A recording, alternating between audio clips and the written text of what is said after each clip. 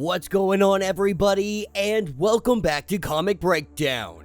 In today's video, we are jumping into X-Men Red issue number 17. When it comes to the fall of X-Men Red has hands down been the best title, with Storm just taking out Omegas, the children of Apocalypse, Genesis and her staff waging war, and with Storm and all of her forces currently on the precipice of defeat. But this battle is far from over, because we still have one more that needs to enter the fray. That, of course, is Apocalypse. As he gathers his horsemen, the true war is about to begin. So, make sure you guys have subscribed to the channel, make sure that you like this video, and with that being said, let's dive into this breakdown. Alright gang, so as we dive into this issue, we pick up with Vulcan. After his little rampage, they had imprisoned him, but now Apocalypse has need of him, with Vulcan rising up from the ashes. He is asking Apocalypse, "Am I to be your death?"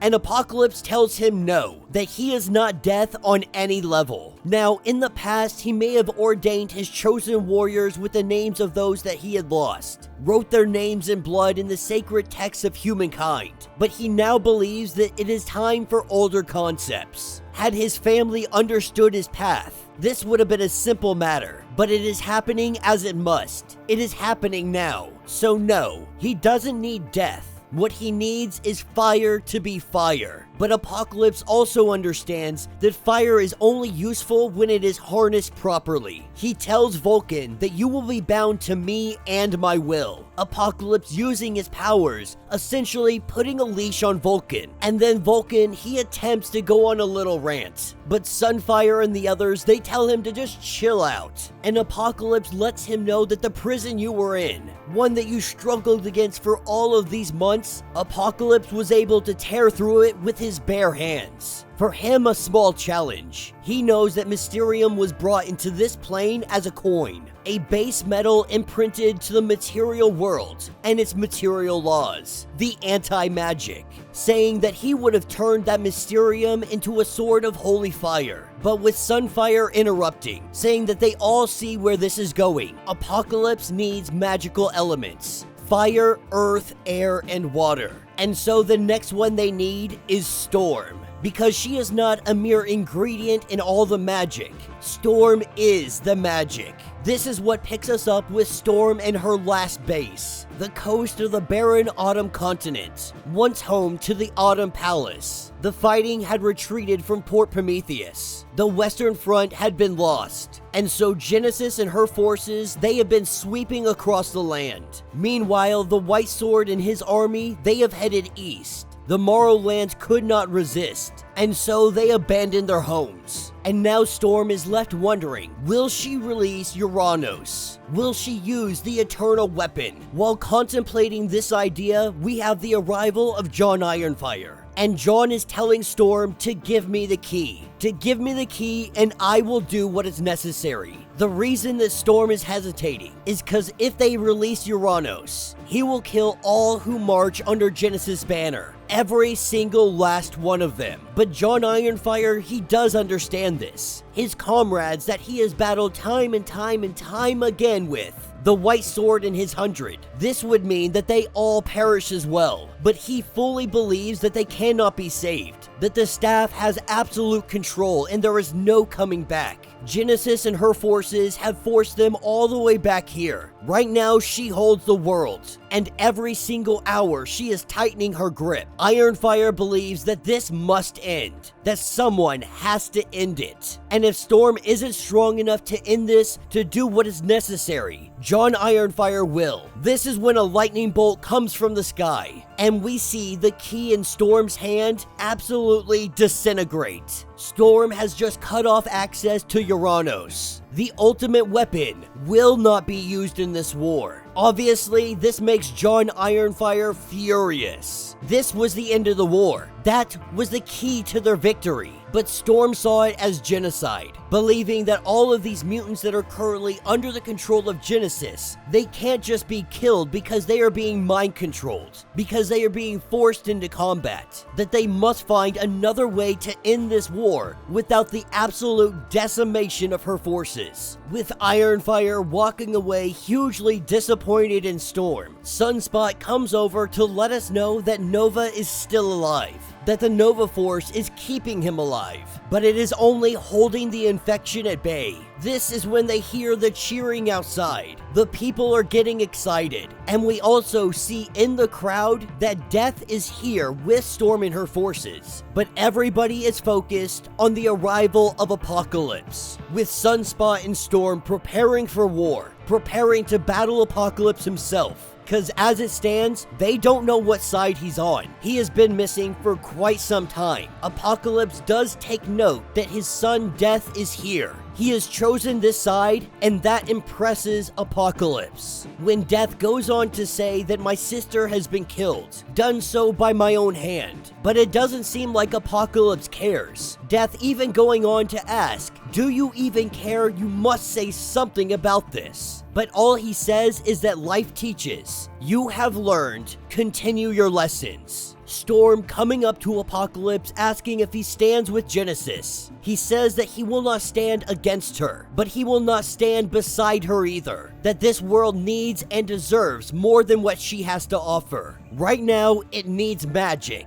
Right now, it needs Storm. This is what takes us to the Morrowlands. We pick up with the White Sword and his 99, and John Ironfire has come to greet him. In his anger, he sought out his old companion, his old general. Knowing that this war had to come to an end, he believed that he could take down the White Sword. And so this battle gets underway. John Ironfire as he slashes down the White Sword's forces, with each slash making a number count, letting the White Sword know how his forces are dwindling, one by one.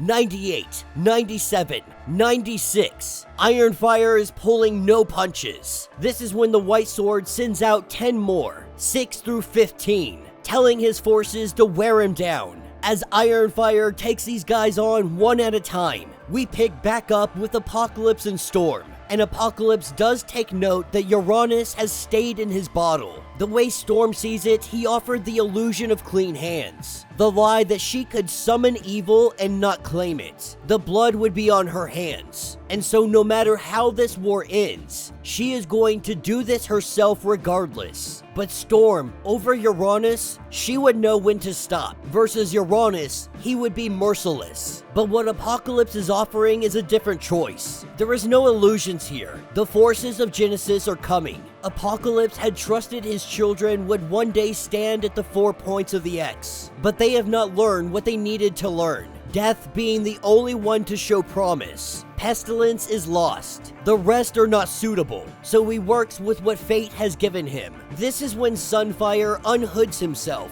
revealing Redroot connected to his chest. But now these two are fused together for life. Sunfire is now the land that Redroot grows in. Removing Redroot, this would kill Sunfire. As everyone stands on their points, Apocalypse will represent water, the demon familiar Orc.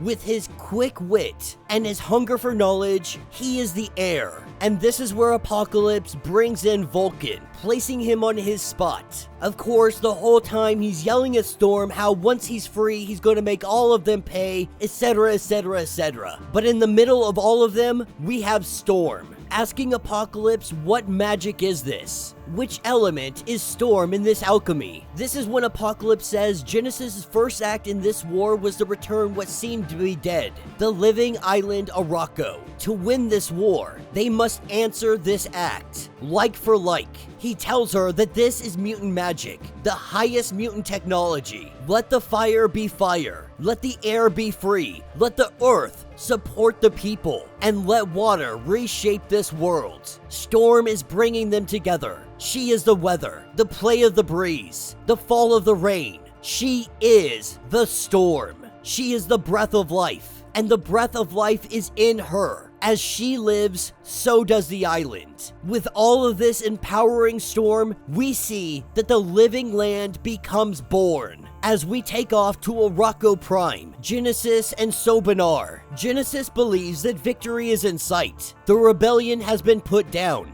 The weak once again live under the strong. But Sobanar lets her know that something is coming. Something is making its way through the ocean. As he points off to the ocean, across the world only a small little piece remains of the autumn continent. Because the rest of the continent, it has become sentient. It has rose up and it has taken form, walking like a mutant. We are introduced to Korok, the living land. With Storm leading ahead, she calls out Genesis, telling Genesis that you claim to speak for Arakko, so raise up your island and let the fight begin.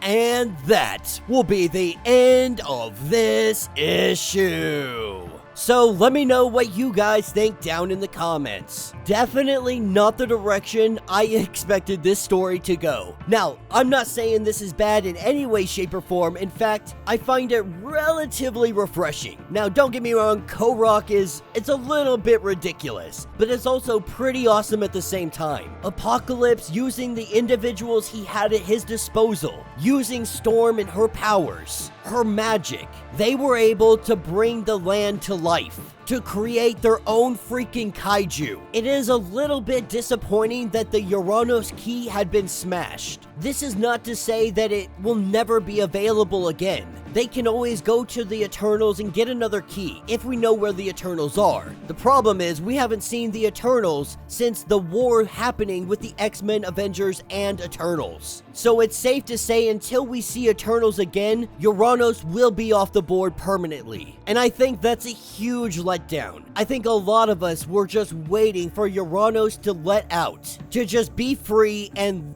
take that 1 hour and decimate any enemy that stands before him. Hopefully, eventually, we're gonna get to that before this Krakoa era does come to an end. There are still many enemies on the horizon. If this era has shown us anything, is that Storm is the Omega of Omegas. She is hugely instrumental in the grand scope of mutant kind. One of the most important players on the battlefield.